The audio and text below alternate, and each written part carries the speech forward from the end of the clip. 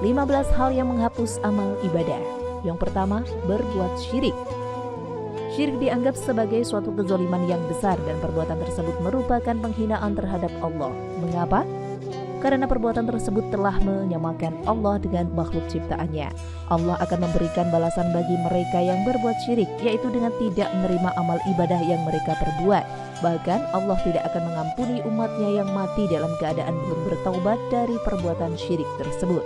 Hal itu sebagaimana firman Allah yang berbunyi, seandainya mereka menyekutukan Allah, niscaya lenyaplah dari mereka amalan yang telah mereka kerjakan. Surat Al-An'am ayat 88. Yang kedua, keluar dari Islam atau murtad.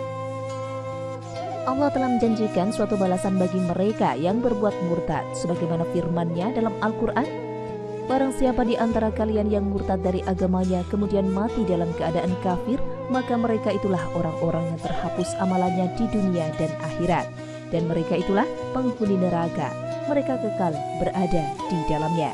Surat Al-Baqarah ayat 217. Lalu yang ketiga, riya. Riya disebut sebagai melakukan suatu amalan dengan tujuan untuk mendapatkan pujian dari orang lain, dan Allah sangat tidak menyukai perbuatan tersebut. Perbuatan tersebut telah digolongkan ke dalam jenis syirik kecil.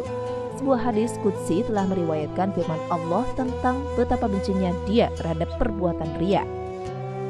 Aku paling tidak butuh pada sekutu-sekutu. Barang siapa yang beramal sebuah amal kemudian dia menyekutukanku di dalamnya, maka aku tinggalkan dia dan syiriknya. Hadis riwayat Muslim. Yang keempat, mengungkit-ungkit amalan sedekah yang telah dilakukan serta menyakiti perasaan si penerima ketika sedang bersedekah.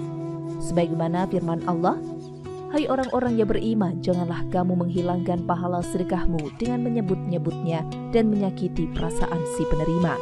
Seperti orang yang menafkahkan hartanya karena riya kepada manusia dan dia tidak beriman kepada Allah dan hari kemudian, maka perumpamaan orang seperti itu bagaikan batu licin yang di atasnya ada tanah, kemudian batu itu ditimpa hujan lebat, lalu menjadilah dia bersih, tidak bertanah. Mereka tidak menguasai sesuatu pun dari apa yang mereka usahakan, dan Allah tidak memberi petunjuk kepada orang-orang yang kafir.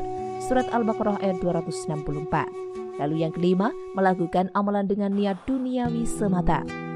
Perbuatan ini bisa dikaitkan dengan riya, di mana seorang melakukan amalan hanya karena ingin mendapatkan kenikmatan atau balasan yang bersifat duniawi semata, bukan karena mengharap ridha Allah.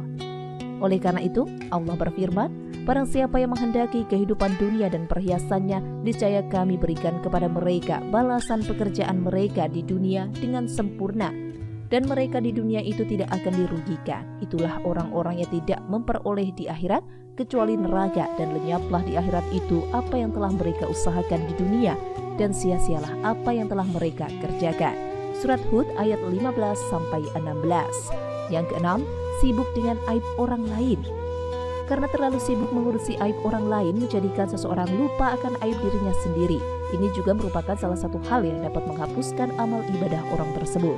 Rasulullah pernah berkata, jauhilah olehmu buruk sangka, karena buruk sangka itu perkataan paling dusta. Janganlah kamu memata-matai dan mencari-cari kesalahan orang lain.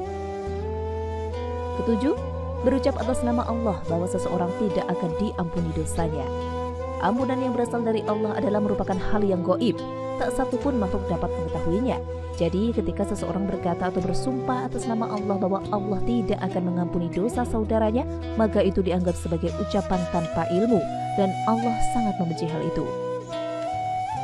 Siapakah yang bersumpah atas namaku bahwa aku tidak akan mengampuni si fulan, sesungguhnya aku telah mengampuni si fulan dan aku menggugurkan amalmu. Hadis riwayat Muslim. 8. Bersukaria dengan terbunuhnya saudara sesama muslim.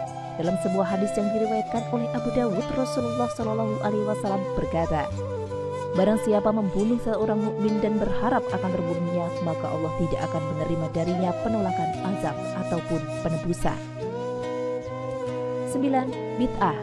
Bid'ah merupakan suatu amalan yang tidak disyariatkan oleh ajaran agama Islam. Jadi seseorang yang melakukan perbuatan ini sudah pasti amalan tersebut tidak akan diterima oleh Allah.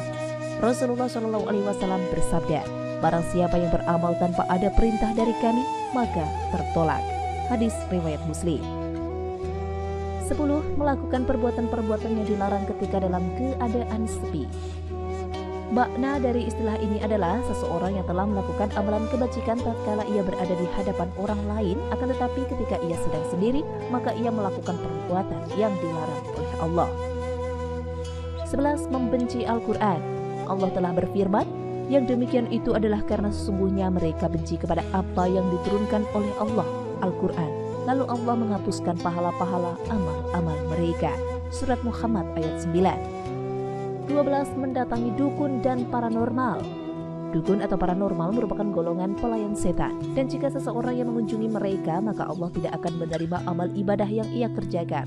Sebagaimana sabda Rasulullah, yang artinya, barang siapa mendatangi tukang ramal kemudian menanyakan tentang sesuatu, maka tidak diterima darinya sholat selama 40 hari. Hadis riwayat Muslim. 13. Memelihara hewan peliharaan seperti anjing dengan tujuan selain untuk menjaga kebun dan ternak. Hal ini sebagaimana sabda Nabi Muhammad SAW yang artinya, barang siapa memelihara anjing maka akan berkurang amalannya setiap hari sebesar 1 kirot, dalam riwayat lain 2 kirot, kecuali anjing untuk menjaga kebun atau anjing penjaga ternak. Hadis riwayat Muslim. 14. Durhaka terhadap orang tua.